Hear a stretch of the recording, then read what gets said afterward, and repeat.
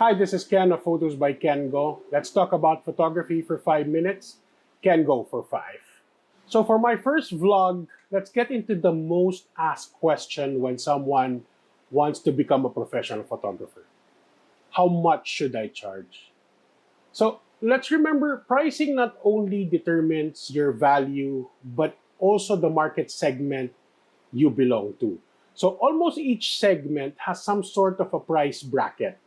So if you want to service a certain price bracket, you usually start within that bracket, not below it. As an example, so if you're a wedding or an event photographer, a budget photographer is somewhere below 20,000, and then you have the affordable ones, which is around 20 to 50. You have the mid-range ones, which is around 50 to 100. And of course, we have the high-end ones, which is over 100,000. So to make it easier to understand, let's put watches as an example. All watches have the same functions. They tell time. So similar to all of us photographers, we all take photos. Now imagine these brands when you do pricing as a photographer. So do you think that when you're starting out in the price range of like a Timex, which is pretty affordable, that eventually you can increase your price to go and be selling against brands like Tag Heuer, Oris, Hamilton? Even though how much you really do good in your photography, no one is going to spend over 100,000 on like a Timex watch, because perception of the brand or your brand is based on budget, meaning people are used to paying for that brand for under 10,000, and then you suddenly want to charge 100,000. People are not going to be willing to accept that easily. Now, it's not that it cannot be done, but it's going to be something that is very difficult to do. So when you want to climb a bracket, most of the time, what people do is do rebranding. So rebranding is changing your look completely, your logo, your name, your business name, so that you can now be perceived as a different entity. And this way you can now start charging higher.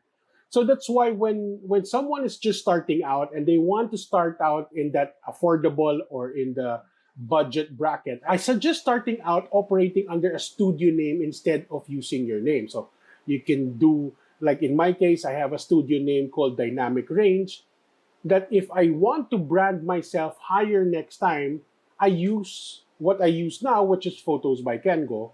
So in the same way that if you want to rebrand yourself, that's the time you want to be using your name for the brand. So the budget and affordable market mostly looks at price over quality, no matter how good you are. If it doesn't fit their budget, they will say no. This market segment also talks more about your price than your quality. So you would often hear when recommend you to their friends, you should check out my photographer. He's only 10,000 or she's only 15,000, and his work is good.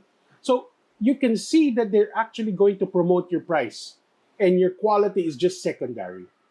Do you think your clients are suddenly willing to pay you double from like 10,000 to 20,000 just because you are now better?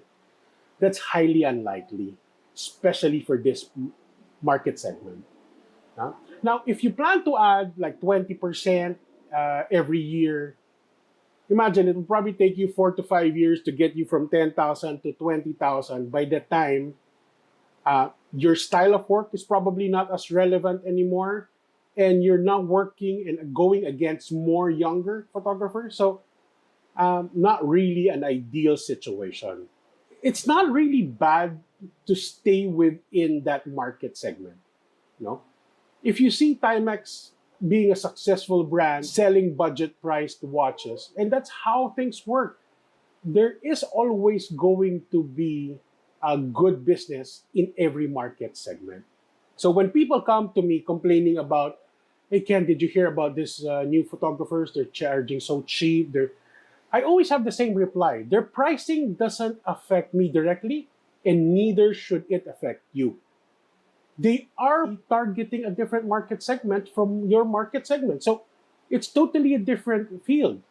So do you think like Seiko really cares when those generic brands in Lazada that are worth 500 pesos go buy one take 10? Or honestly, Seiko don't care. If they're not losing any market because those people who buy Seiko watches are probably not going to be buying those generic watch. So I hope I explained to you how to do your pricing. Thank you for joining and spending 5 minutes of your time. Please don't forget to like and subscribe. Thanks.